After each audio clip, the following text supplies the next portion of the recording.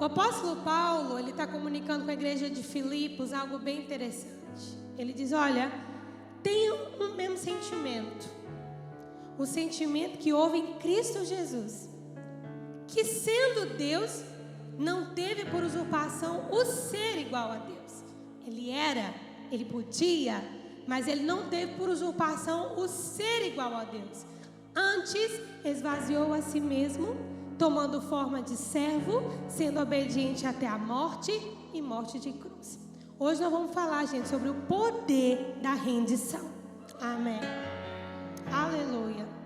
Embora, amados, nós tenhamos a palavra, nós tenhamos o Espírito, se nós não tivermos cuidado, nós nos tornamos vasos sempre muito cheios.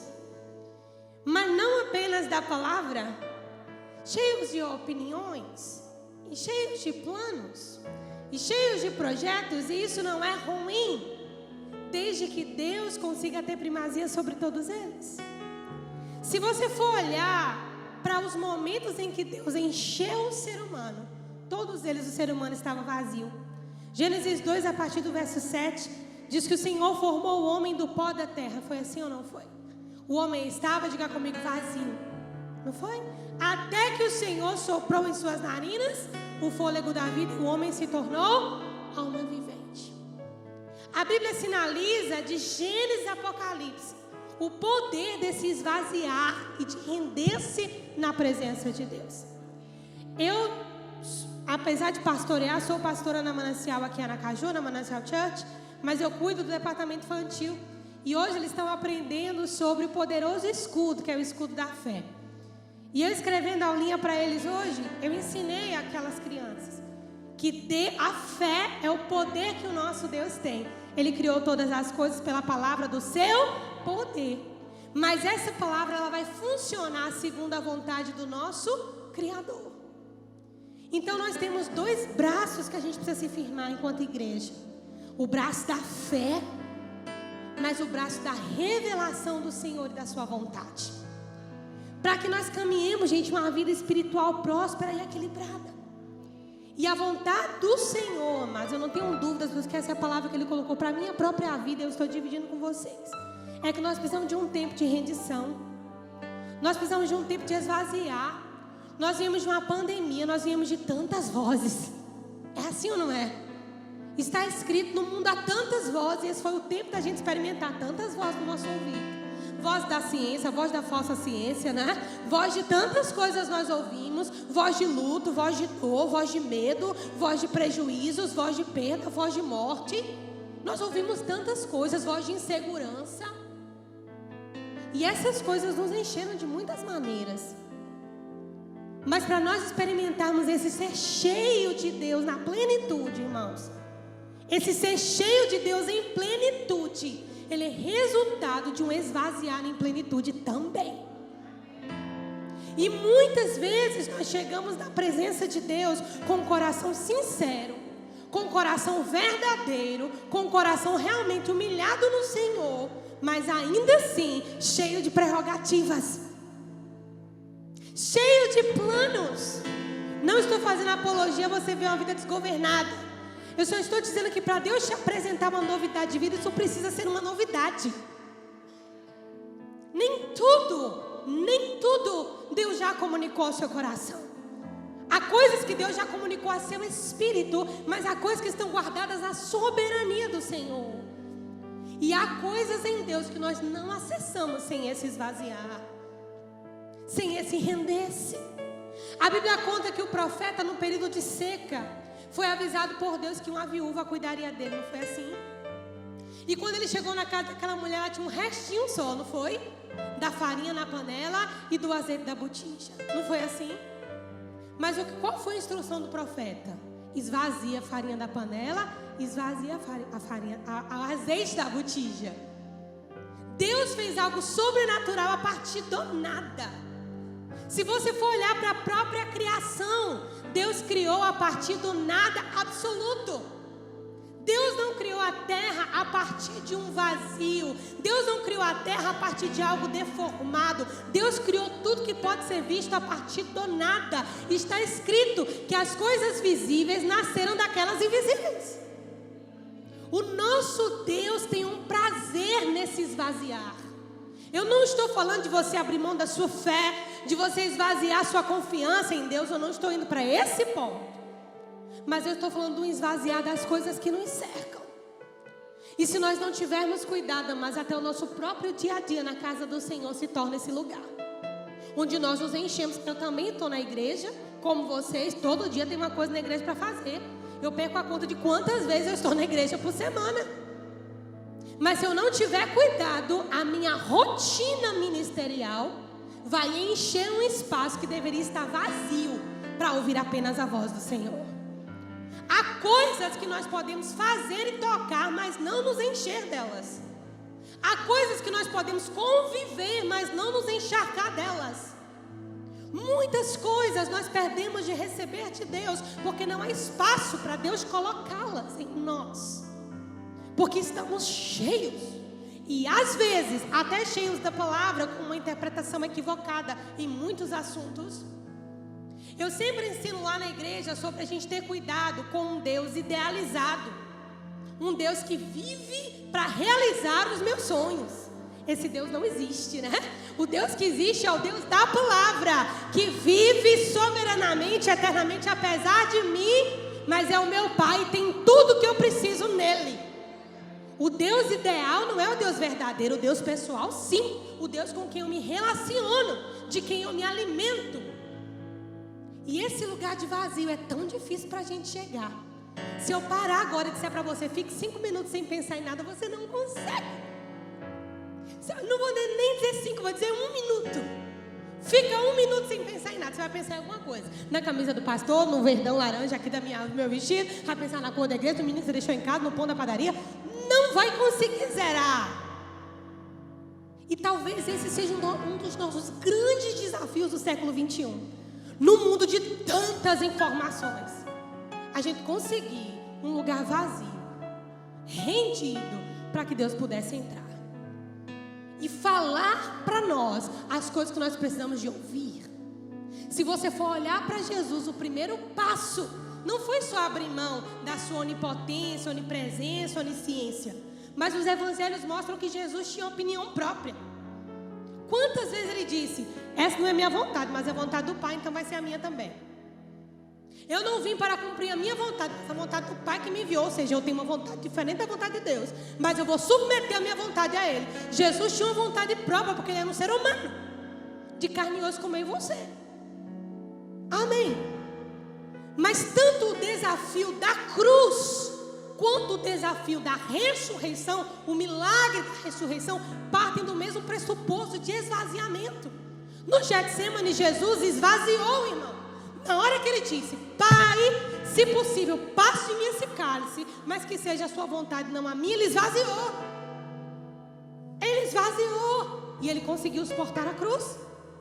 Quando ele expirou pela última vez, ele esvaziou da sua vida. Amém. Pelo meu pecado, pelo seu. Ele esvaziou por nós ali. E só por isso nós estamos aqui hoje. Essa igreja está cheia por causa de um Jesus vazio na cruz. Amém. O céu está povoado. Nações se rendem ao Cordeiro por causa de um Jesus vazio na cruz. E nós precisamos aprender a imitar isso, amados, diante das menores circunstâncias da nossa vida. Isso é um passo de maturidade cristã. Eu preciso esvaziar, eu preciso ouvir a voz de Deus. Amém? E há momentos, amados, que o Senhor não vai falar no movimento do nosso interior. Ele precisa da quietude para falar o nosso espírito. E eu quero aproveitar para te fazer uma pergunta. Estamos chegando no meio de 2022. Como que anda aí? Como que está esse abastecimento do seu interior? Será que está havendo um espaço para que Deus possa comunicar para você exatamente o que você precisa fazer, qual caminho você deve seguir? Às vezes a nossa rotina toma esse lugar. Às vezes os nossos problemas e dificuldades tomam esse lugar. Às vezes a própria batalha da fé toma esse lugar. Sabia que há momentos que você não vai batalhar, você vai ganhar se rendendo. Nem tudo, irmãos, nem tudo depende de nós. Por mais forte que Deus te fez nele, escute isso. Por mais forte que Deus te fez nele, por mais sábio que Ele te fez em sua sabedoria, por mais rico que Ele te fez em sua riqueza, há coisas que ainda só estão nas mãos do Senhor. Isso é o que faz dele Deus e nós humanos. Quer ver um período em que Deus queria que o povo se esvaziasse? Foi no deserto. Ele já tinha operado tantos prodígios e tantas maravilhas. E pegue isso aqui para você. O povo acostumou a ver Deus fazer aquele estardalhaço no Egito com as pragas. Mas no deserto, irmãos, era um lugar do povo esvaziar do que eles receberam no Egito. Encharcados de uma cultura politeísta, encharcado por 4 gerações em um lugar altamente idólatra. Mas no lugar que era para eles se esvaziarem, foi o lugar onde eles manifestaram o próprio coração. No primeiro momento fizeram um bezerro de ouro, Ctrl+C, Ctrl+V, Egito. A mesma coisa. Deus não abandonou o povo por causa do bezerro. Deus não abandonou o povo por causa daquele manifestado coração. Porque o deserto tinha esse objetivo: fazer-os esvaziar. Porque a terra prometida estava na frente. Mas um povo que não conseguiu se esvaziar, irmão, morreu lá. Até saiu do Egito, mas morreu no deserto. E muitas vezes é um tempo em que Deus está nos chamando para esvaziar, irmãos, e nós resistimos. Amém? E ainda usamos a palavra em cima disso. Se você nunca fez isso, você vai ser arrebatado nessa noite. Todos nós já passamos por isso. Mas chega uma hora, e eu creio que é as quintas de glória, a glória que Deus quer derramar sobre nós, sobre essa igreja, sobre vocês, sobre esse povo. Não é à toa que está começando como um convite ao esvaziamento. Amém? Não das suas convicções de fé, não das suas convicções na palavra, no Espírito, não disso, mas das prerrogativas, dos nossos moldes, dos nossos modelos, da nossa maneira de achar que as coisas funcionam. Até a graça de Deus é multiforme, irmãos. Isso significa que Deus não faz a mesma coisa do mesmo jeito sempre. Até a graça é multiforme, se manifesta de diferentes formas. Jesus, para cumprir o propósito dele aqui na terra, que foi salvar a minha e a sua vida, ele começou tomando a decisão de se esvaziar. Aleluia. E olha que ele sabia exatamente o que ele tinha que fazer. Ele sabia exatamente o que ele tinha que passar. Ele sabia exatamente o propósito pelo qual ele estava aqui. Mas ele esvaziou. Aleluia. E essa parece ser uma dificuldade. Não mais, mas há uns 3 anos atrás eu viajava muito. Eu ministrei em todos os estados do Brasil, menos no Amazonas. E todas as igrejas que eu entrava, de diversas denominações, era uma bênção estar ali. Eu glorificava a Deus, mas eu me constrangia, porque as pessoas já tinham uma expectativa. Eu não estou falando uma expectativa no que Deus pode fazer, mas uma expectativa no que elas acham que Deus deve fazer. São coisas diferentes. Amém? Uma coisa é uma expectativa no que Deus pode fazer. Outra coisa é uma expectativa no que eu acho que Deus vai fazer. Você está entendendo? E aquilo me frustrava. Eu acho que eu já preguei bem umas 200 igrejas ou mais. E aquilo eu olhava assim, e aquilo me entristecia o coração. Mesmo igrejas mais avivadas, pentecostais, tradicionais, não importa, era o mesmo jeito. Hoje, alguns anos depois, aprendendo mais com o Senhor, ouvindo mais o Senhor, eu tenho percebido que Deus quer entregar uma coisa muito poderosa à igreja nesses dias. E nós estamos muito cheios de formatos, irmãos. E as coisas novas de Deus não se encaixam nos nossos modelos. Deus é o mesmo ontem e hoje será para sempre. Mas não é o Deus que faz a mesma coisa do mesmo jeito ontem e para sempre. Ele é um Deus de novidade de vida. Como Deus vai te levar para um novo patamar se você não suporta uma mudança geográfica? não suporta uma mudança de emprego, não suporta uma mudança na configuração familiar, não suporta uma mudança ministerial. Nós não estamos aptos às novidades de Deus, ainda que as desejemos, mas não estamos dispostos a esvaziar. Nós profetizamos, nós clamamos, nós oramos, nós liberamos a palavra. Mas quando Deus quer fazer isso, porque Deus profetiza, o Espírito Santo profetizando através da palavra ou do ministério profético, é Deus falando, Deus profetiza. A palavra aberta é Deus profetizando. Não é só você que profetiza, Deus quer profetizar sobre você. Não é só você que declara, Deus quer declarar sobre você. Não é só você quem diz o que a sua fé vai operar. Deus também quer dizer o que a fé dele sobre você vai operar. Irmão, divide o espaço com Deus. Eu vou usar uma expressão infantil, me perdoem pela infantilidade da palavra, mas às vezes é como se o Espírito ficasse sufocado, porque nós não deixamos. É muita prerrogativa. Nós já sabemos o que Deus vai fazer, nós já sabemos como Deus quer agir, nós já sabemos tudo. E sabe, não é à toa que Jesus disse que o reino dos céus é dos pequeninos. Eu dou aula no Manancial Kids, eu tenho escala com as crianças, e aos domingos nós temos a celebração Kids às 17, que é um culto só infantil, e eu que prego para eles todos os domingos. Irmãos, e é tão diferente, porque eles estão disponíveis ao que Deus quer fazer. Eles não têm formatos, eles não têm modelos, eles não têm prerrogativas, não, irmãos, eles estão abertos. São filhos que confiam em absoluto no que o Pai vai pôr na mesa hoje. Amém? Deixa eu te dizer uma coisa, o seu Deus não está dentro do tempo, ele está fora do tempo. O tempo não é algo que limita a Deus. Por isso Davi disse: um dia na presença do Senhor são como 1000 anos, e 1000 anos como um dia. E ele também disse assim: mais vale um dia na presença do Senhor do que 1000 em outro lugar. Mas sabe o que isso significa? Não é um dia exatamente na igreja, mas é um dia aberto, vulnerável, exposto, rendido. Isso é capaz de recalcular a rota da sua história. Um momento na presença de Deus, amado, vazio, muda seu rumo de vida. Muda o seu rumo de vida. Em Deus nada se perde. Não é à toa que está escrito que todas as coisas juntamente cooperam e contribuem para o bem daqueles que amam a Deus.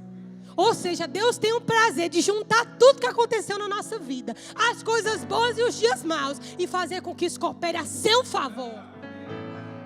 Mas há coisas que só a mão de Deus faz. Você está entendendo isso? Há lugares que só a mão de Deus alcança. Há coisas que só Deus acessa. E a gente tem que render. O novo nascimento é uma das coisas mais lindas para mim na Bíblia. É Deus dando vida a alguém que estava morto achando que estava vivo. É Deus ligando novamente o homem a Ele. Agora, para quê? Nós temos aqui cabos, nós temos tomadas, nós temos correntes de energia elétrica correndo aqui nesse palco. Agora, quem é a fonte? O receptor ou o cabinho da tomada? O receptor, irmãos, é a tomada, é ali que está a fonte, entende? E muitas vezes nós vamos para Deus achando que é a gente que vai fazer o combustível no Senhor. Não é assim. Diga assim: eu estou pronto para receber o que o meu Pai tem para mim. Recite comigo, diga assim: eu é que sei que pensamentos tenho acerca de vós, diz o Senhor, pensamentos de paz e não de mal, para vos dar o fim que desejais. Quando Deus fala assim, eu é que sei, não parece que Deus está dizendo, não são vocês que sabem? Eu é que sei. Deus não disse assim, nós sabemos o que eu penso sobre vocês. Ele disse, eu é que sei que pensamentos eu tenho acerca de vós, diz o Senhor. E esses pensamentos que eu tenho sobre vocês, ou seja, Deus foi intencional nos pensamentos. São pensamentos de paz e não de mal, para dar a vocês. Não é nem o fim que Deus deseja, é o fim que você deseja. Para vos dar o fim que desejais. É assim que está escrito. Está escrito. Eu creio num Deus que está nos convidando como corpo de Cristo na terra nesses últimos dias. A ter coragem, porque é preciso coragem para se esvaziar. Irmãos, é preciso coragem. Eu digo isso porque eu não sou muito metódica não, meu marido é. Ele é metódico, ele é discípulo do pastor Marcelo. Os cabos têm que estar rigorosamente no lugar certinho. Pastor Marcelo que me treinou, viu, gente? Foi através da vida dele que Deus operou na minha vida grandes coisas. E aonde eu for, e o ministério que o Senhor me concedeu for, Ele vai também. Amém? Eu lembro quando Ele colocou o microfone na minha mão, eu tinha o quê? 19 anos, pastor? Ele falou, Suzana, você sabe o que é isso? Meu microfone. Ele falou, não, isso é a minha confiança. Eu nunca me esqueci disso. E aqui estou eu, muitos anos depois. Te digo, foram coisas que eu não imaginei viver. Não estava no formato da minha caixinha, amém?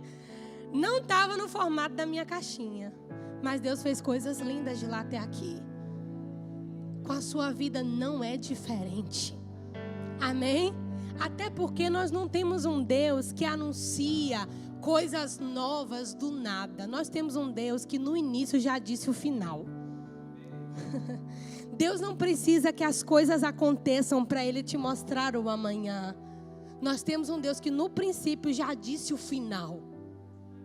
Amanhã eu vou dar aula e uma das coisas que a gente fala no Novo Nascimento é que quando Deus diz assim, e voltarás ao pó, porque do pó vieste.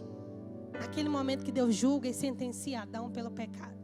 A gente olha assim e fala, tadinho de Deus, decepcionado. Mandou Adão voltar para o pó.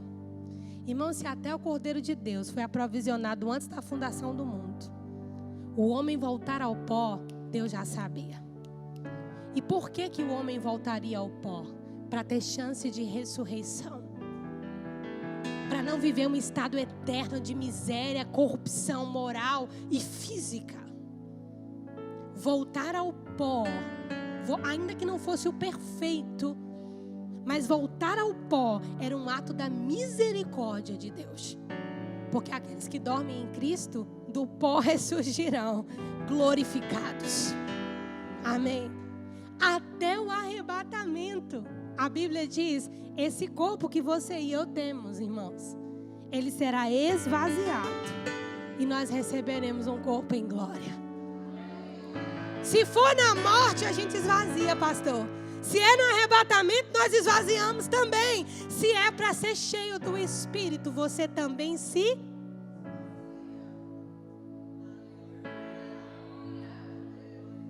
esvazia. Amém. O próximo passo Deus já tem em mente, querido. Tenha coragem para esvaziar. Amém. Fé, e vocês sabem bem disso, é o firme fundamento das coisas que se esperam, mas não são vistas. Amém? Não são vistas. Será que tem gente para crer no que não se pode ver? Sabia que para você esvaziar, para você esvaziar, você precisa de fé também? Quando nós voltamos para Sergipe, foi um convite a esvaziar. Embora eu nunca fui muito metódica, não, irmão. Se Deus falar qualquer coisa, para mim está falado, não importa o que seja. Mas foi um convite a esvaziar, porque Deus mexeu comigo em estruturas bem difíceis. Áreas que eu achava que estavam resolvidas. Coisas que eu achei que nunca aconteceriam na minha casa, na minha vida. E de repente aquele dia mal chegou lá. E sabe que quando isso acontece, o que vale não é como Deus fez na vida dos outros, é o seu esvaziar para Deus fazer as coisas no jeito dele, no seu tempo, na sua vida. Quando um dia mal chega, não é a referência da casa do outro que vai sustentar a tua casa de pé. É o tanto que você tem coragem de se esvaziar para Deus transfundamentar, Deus colocar um outro fundamento. Irmãos, e você precisa de coragem, de fé para isso.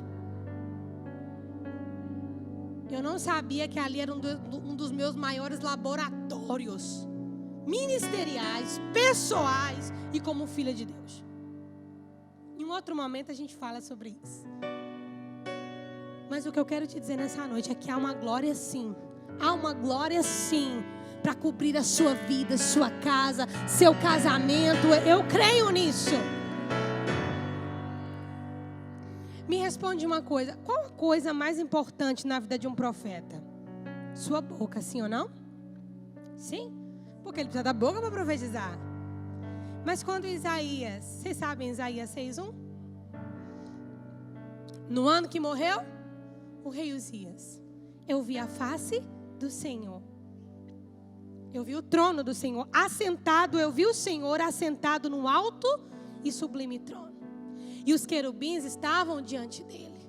Cada um deles tinha 6 asas. Com 2 cobriam os pés, com 2 cobriam o rosto, com 2 voavam e diziam uns aos outros. Não era nem para Deus que eles diziam. Eram uns aos outros. Santo, santo, santo é o Senhor dos exércitos. E toda a terra está cheia da sua glória. Aí o que foi que o profeta disse? Ai de mim que vou perecendo. Porque eu sou um homem impuro e de lábios impuros. E habito num povo pior do que eu. E os meus olhos viram o Senhor. Na hora que Isaías esvazia, irmãos, a Bíblia diz que um dos querubins toca os lábios dele. Teu pecado foi perdoado, tua iniquidade foi retirada. E quem foi Isaías dentro do ministério profético? Um grande homem, talvez o maior dos profetas. É um convite ao esvaziar. Eu posso apertar só um pouquinho? E se Deus não quiser fazer as coisas que você quer fazer? E se os seus planos não forem os planos de Deus? E se todo o seu caderninho 2022 está do norte no sul, tendo o que Deus preparou para a sua vida? Você consegue render isso? Pastor Marcelo vai lembrar disso. Quantos anos atrás, meu Deus, nem me lembro. 2009, tem quantos anos de 2009 para cá, gente? 14, 15? 14? 13? Há 13 anos atrás, eu passei num concurso e ganhei uma bolsa de psicologia. E foi em primeiro lugar. Era uma bolsa integral na época. E naquele mesmo ano, era um ano que a escola de ministros estava vindo pela primeira vez para Aracaju. E coincidia com o tempo que eu estava concluindo o Rema. E não dava para fazer as duas coisas. Porque eu trabalhava, tinha a igreja e ia casar. Não dava conta de fazer as duas. E na época eu abri mão da faculdade, há 13 anos atrás. Olhando para trás hoje, se eu tivesse aceitado aquela bolsa, eu não sei onde eu estaria. Com certeza eu não estaria aqui, agora falando para vocês. E nada do que eu tenho vivido com Deus esses 13 anos teria acontecido também. Eu não sei quais rumos eu teria tomado da minha vida. O fato é que eu perdi a bolsa. 13 anos depois, não em psicologia, mas eu recebi 80% em fonoaudiologia. Comecei a cursar tem 15 dias. Engraçado que eu sempre sonhei em ter Eu sou muito mais para fora da igreja do que para dentro. Então eu sempre sonhei em ter uma ONG de respeito, sabe? A igreja chegar junto assim, entrar em tudo quanto é lugar. Irmãos, na hora que chegou a bolsa para mim, rapaz, passou um HD assim rapidinho. Eu lembrei do dia que eu orei, eu lembrei da voz do Senhor para fazer a escola de ministros, eu lembrei da voz dele falando comigo. Esvaziei, passaram-se 13 anos. Deus fez na minha vida boa parte do que Ele precisa de fazer. Ainda tem um caminho longo pela frente, mas boa etapa já foi. E agora eu entendo o porquê. No tempo certo, na hora certa, do jeito certo. Nem toda porta que se abre é Deus abrindo. Nem todo favor que chega até você é Deus te favorecendo. Mas sabe por que nós não percebemos? Porque a gente não esvazia. Então, Pai, que bênção! E Deus diz, valei-me.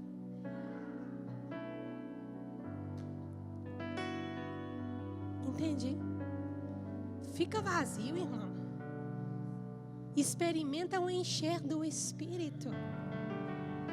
O Espírito vai te guiar, vai te levar, vai te ampliar, vai te colocar em movimento. Aleluia. Existe um dos textos na Bíblia que mais expressa esse desejo de Deus. Está lá em Jeremias 18. Quando o Senhor convida Jeremias para ir na casa do oleiro, ver como é que o oleiro fazia as coisas. E a Bíblia diz que Jeremias ficou lá olhando, o oleiro ia lá fazendo o vaso do jeito dele. A Bíblia não diz que o vaso caiu, quebrou e se perdeu. A Bíblia diz que na mão do oleiro, o oleiro desfez o vaso se quebrou na mão. É diferente de eu pegar esse copo e derrubar. Foi na mão. Na mão. E ele tornou a fazer, dar uma outra forma. O interessante é a pergunta de Deus para Jeremias. Bem que eu podia fazer do mesmo jeito se vocês deixassem. Jeremias, será que eu não podia fazer desse jeito com a casa de Israel? O ponto aqui, irmãos, é que esse quebrar, sabe, é difícil para nós. Eu sou filha e neta de pastores. Mas a igreja do tempo dos meus pais e dos meus avós, a maioria já dormiram no Senhor. Nós estamos em outros desafios, como igreja. Meu filho vai fazer 12 anos. Ele chegou, mãe, o que é candomblé? Eu falei, meu Deus, onde é que você tirou isso? Um professor de história, não sei o que, não. E o cuidado para poder explicar isso como cultura e mostrar a linha tênue entre a religião, para ele não chegar na escola e dizer, minha mãe disse que é isso, entendeu? Irmãos, eu nunca perguntei a minha mãe o que era candomblé. Eu tinha até medo da palavra. Meu filho esses dias falou assim para mim, mãe, eu quero ser alguém culto. Falei, glória a Deus, filho. Por que você quer ser culto? Mãe, eu quero ser sábio como Salomão. Falei, glória a Deus. Então, mãe, eu quero conhecer pelo menos 20 culturas e 20 religiões. Irmão, quando ele diz cultura, menos mal. Mas quando ele disse 20 religiões, irmãos, eu senti minha alma sair do corpo e voltar. Eu digo, como é, menino? Mãe, é conhecer. Eu tenho minha fé em Deus. Eu só quero conhecer como é que as coisas se formaram. Eu digo, comece pela cultura hebraica. Pelo menos pela cultura hebraica. Depois você vê as outras. Irmão, nunca que eu fiz essas perguntas à minha mãe na minha época, ela sabia que era 20 culturas e 20 religiões. Eu tenho casos na nossa igreja, adolescentes, pastora, 14, 15 anos, quero passar por gabinete. Eu digo, tu quer o quê, menino? Eu quero ir no gabinete conversar, meu esposo levar o garoto na praia, bater um papo, o garoto está vivendo quadros terríveis que os pais nem sonham.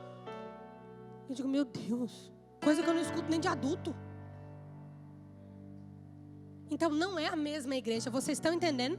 Enquanto o corpo de Cristo somos os mesmos, mas o desafio é outro. Irmãos, e a igreja vai ter que ir para a ofensiva. Não é defender Deus, que Deus não precisa ser defendido, mas o nosso povo sim. Seus filhos sim.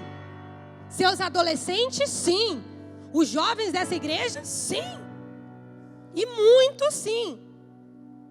Então não dá para a gente imaginar que os cultos de oração, que os cultos de doutrina, de ensino, que os cultos de domingo, que os cultos infantis, irmão, se você for lá no Manancial Kids, contar a historinha de não sei quem, mas não sei quem, eles vão te bombardear de pergunta. Porque eles querem entender princípios já. Essa geração é uma geração acelerada. Então a gente precisa estar disponível para o que Deus quer fazer de mim. Vou dar uma expressão bem simples, desculpe pelo simples, mas a gente precisa ser um barro mole na mão de Deus. Eu vou concluir te dizendo o seguinte: o ouro, embora tenha valor, e muito valor, e seja desejado pelos homens, mas ele é por muitas e muitas vezes levado ao fogo e objeto de discórdia. A prata, da mesma forma. O barro é o único material que o oleiro mexe com as próprias mãos. Talvez por isso o apóstolo Paulo escreveu que ele, o Senhor, colocou seus tesouros em vasos de barro, para que a excelência do poder seja de Deus e não do vaso. Permita-se moldar, permita-se esvaziar, permita-se se encher do Senhor. Pai, qual que é a próxima fase? Qual que é a próxima nota? Qual que é o próximo passo? Qual que é a próxima direção? O que é que o Senhor tem para mim? Uma coisa eu te garanto, querido: se os seus pés estão firmados na rocha, não importa o que Deus faça, você não se perde, não. Não importa as dificuldades, vales e circunstâncias, você prevalece sobre elas. Porque maior é o que está em você do que aquele que está no mundo. Mas a gente tem que romper e sair da caixinha e deixar Deus moldar. Amém? Se coloque em pé. Abalados, não seremos